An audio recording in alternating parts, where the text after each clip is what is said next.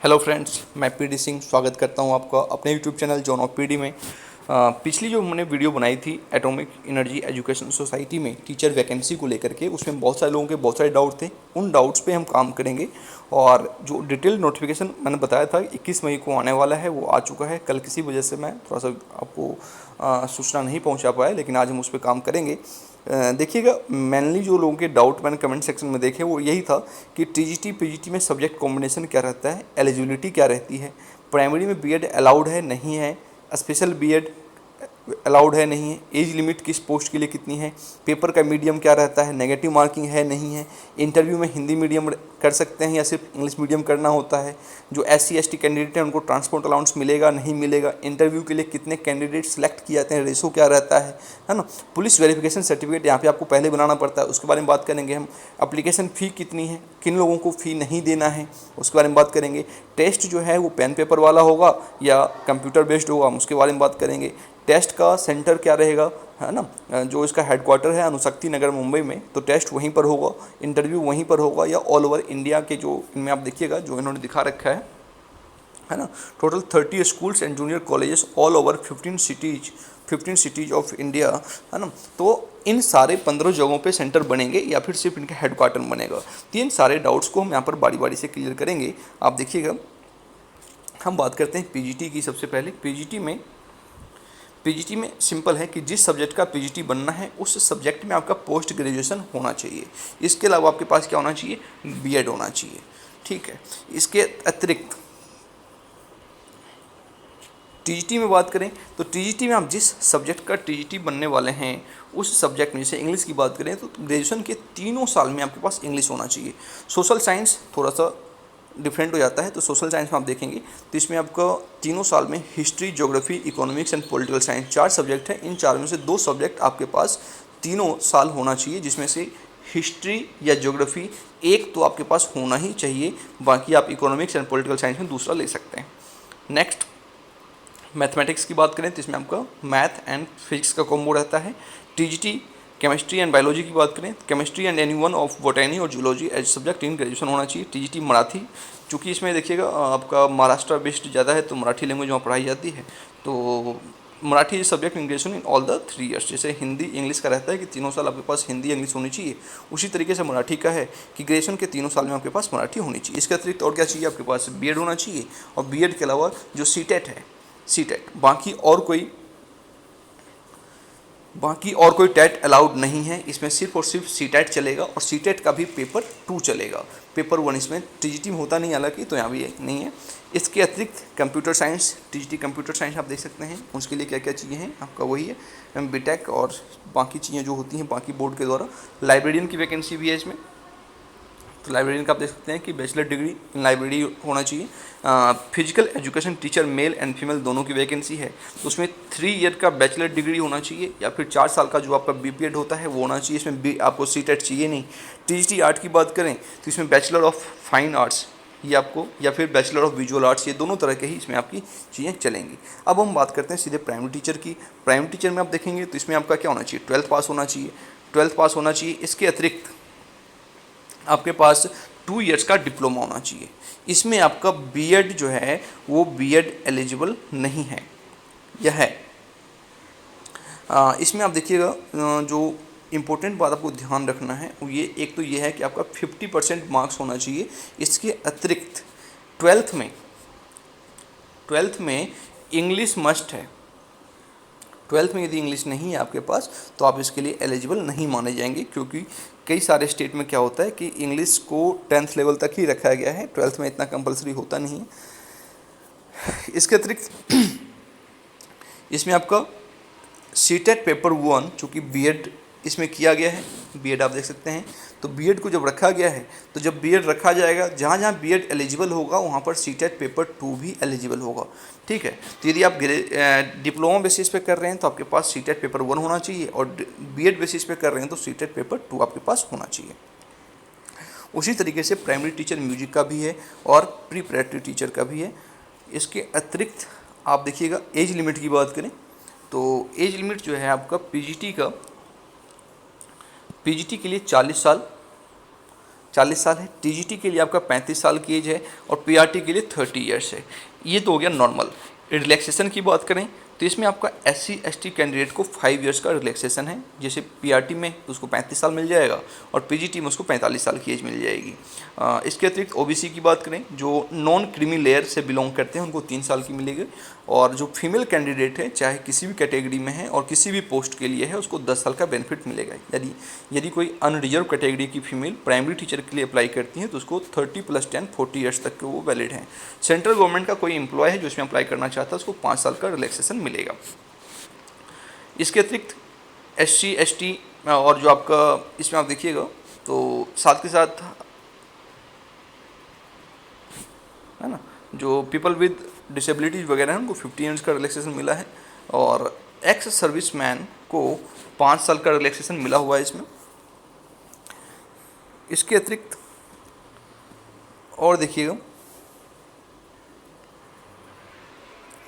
इसमें आपको पहली बात तो क्या करना है भाई, ऑल ओवर इंडिया एग्ज़ाम देने के लिए तैयार रहना है।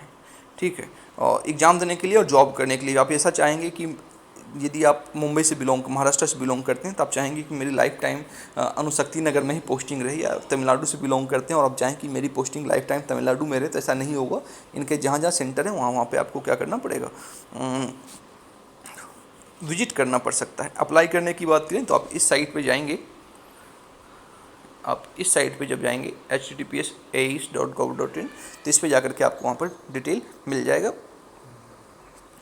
कैसे लॉगिन करना है, रजिस्टर करना है, वो सारा कुछ यहाँ पे दिखाया हुआ है। इसके अतिरिक्त डॉक्यूमेंट कौन कौन से लगने हैं आपके, तो पीजीटी के लिए क्या क्या डॉक्यूमेंट आपको करना है, मतलब आप यकीन माने कि एटॉमिक एनर्जी एजुकेशन सोसाइटी बहुत ही व्यवस्थित, मतलब केंद्रीय विद्यालय से भी ज़्यादा व्यवस्थित तरीके से काम करता है। मतलब जो डाउट का है ना, डाउट का कोई स्कोप नहीं छोड़ता। यहाँ पे सारी चीज़ें आपको क्लियर मिलेंगी। पीजीटी कंप्यूटर साइंस के लिए यहाँ पर ये सारी चीज़ें हैं। टीजीटी के लिए आपको ये सारे डॉक्यूमेंट हैं, आप देख लीजिए। जिस पोस्ट के अप्लाई करना चाहें सिंपल पढ़िए, मतलब DSSB और इस तरह की बोर्ड की तरह नहीं है कि चीज़ें गोलमोल हैं। आप मतलब जो जिस तरीके से इंटरप्रेट करना चाहता है वो उस तरीके से नहीं, यहाँ पर हर एक चीज़ क्रिस्टल क्लियर है। लाइब्रेरियन के पोस्ट के लिए क्या क्या डॉक्यूमेंट है वो आप यहाँ देख लीजिए। प्राइमरी टीचर के लिए क्या क्या पोस्ट डॉक्यूमेंट चाहिए वो आप यहाँ पर देख लीजिए। सिंपल सी है, ज़्यादा कोई टेंशन वाली बात ही नहीं है। हम चलेंगे आगे। जो application fee and mode of payment की बात करते हैं तो एप्लीकेशन फ़ी आपका है 750 रुपीज़। लेकिन जो वुमेन है, महिला, SC ST और जो एक्स सर्विसमैन है, इन कैंडिडेट को ये फ़ी पे नहीं करना है। ठीक है। दूसरा हम बात कर रहे थे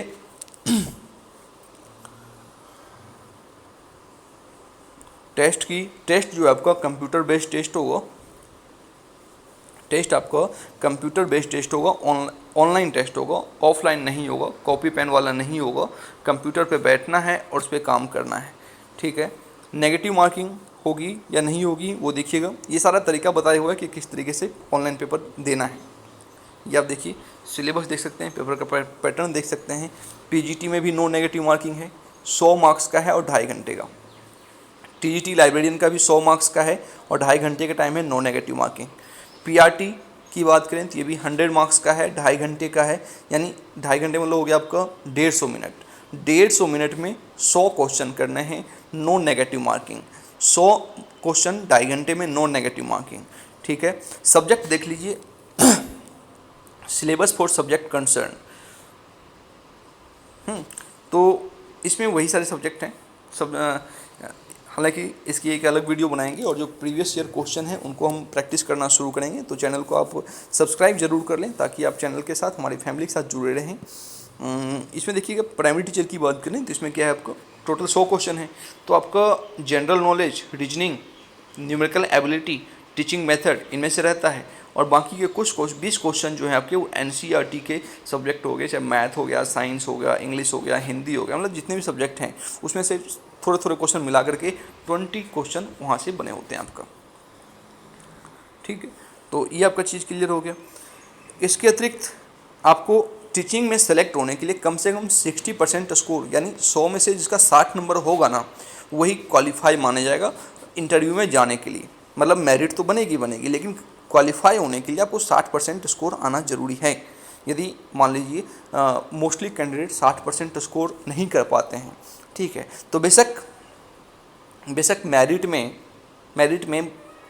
कैंडिडेट पूरे ना हो पाएँ, लेकिन सीट खाली रह जाए, लेकिन वो उन्हें इंटरव्यू में नहीं भेजेंगे।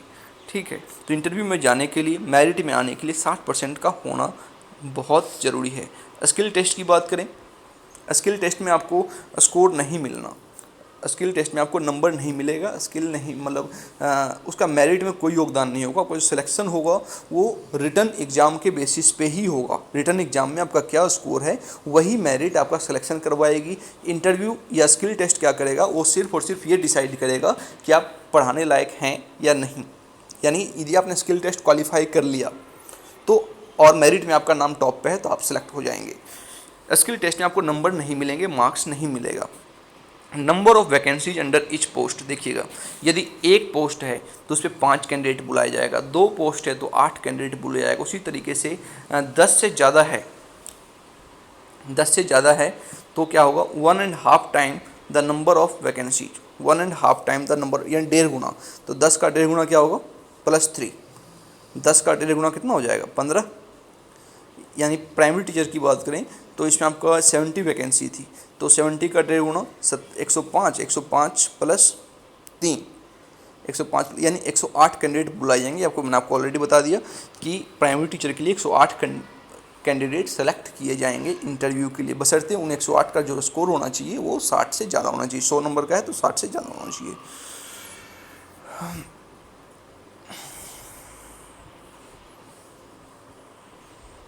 इंटरव्यू का बता दिया कि इसमें आपका स्किल टेस्ट में क्या होगा, सिर्फ और सिर्फ यस और नो होगा।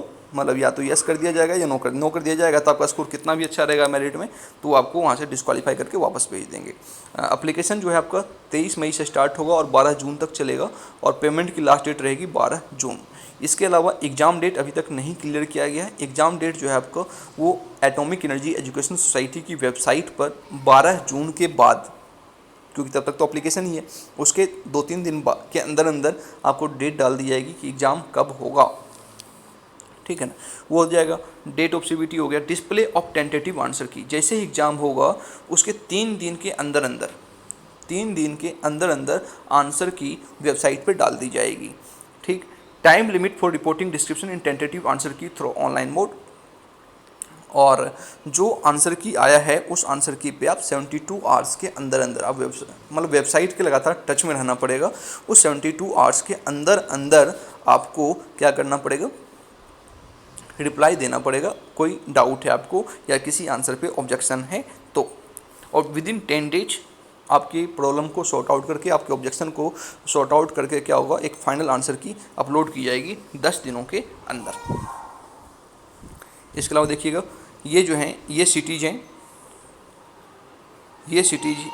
हैं आपके स्किल टेस्ट के। हाँ, यहाँ पर स्किल टेस्ट का सेंटर बनेगा। ज़रूरी नहीं है कि ऐसे इन सभी जगहों पर सेंटर बनेंगे, लेकिन इनकी संभावना है। ठीक है, यहाँ पर सेंटर बनाए जा सकते हैं।